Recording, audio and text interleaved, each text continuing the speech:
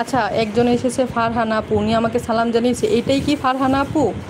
আপু পিন দাও, কাকে পিন দিব বলো তো? কাকে পিন দিব? ধ্রুবতারা আপু, হিমু আপু, আর একজন আসছে ফারহানা ব্লগস, এটাই কি ফারহানা আপু? একটু প্লিজ বলো তো সবাই, এই ফারহানা আপু কি এটা? ফারহানা আপু তুমি আসছো? হ্যাঁ, এটাই মনে হয় তাহলে ফারহানা আপু। যাক, ফারহানা আপু 1 ঘন্টা পরে আসছে। 1 ঘন্টা না, 1.5 ঘন্টা পরে। আপু তো ব্লু দিতে পারে না।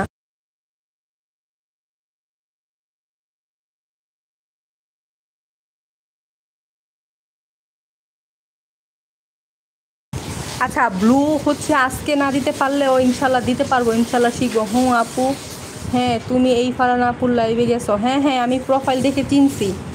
আমি ফারহানা আপুর প্রোফাইল দেখে চিনছি, প্রোফাইলটা চিনা চিনা লাগতেছে, বুঝতে পারছি ফুলের ছবি দেওয়া। আমি ফারহানা আপুকে আগের দিনই বন্ধু করে নিয়েছিলাম। ফারহানা আপু, আপনি আজকে আমাকে বন্ধু করে নিয়েন।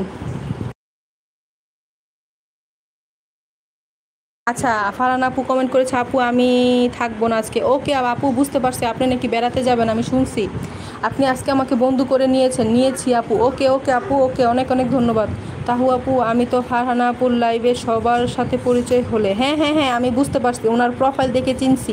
ফারহানা নামে তো আরও অনেকে লাইভে যুক্ত হয়, এই জন্য ভাবছি অন্য ফারহানা কিনা। কিন্তু আমি প্রোফাইল দেখে শিওর হয়েছি যে এটাই ফারহানা আপু। ফারহানা আপু।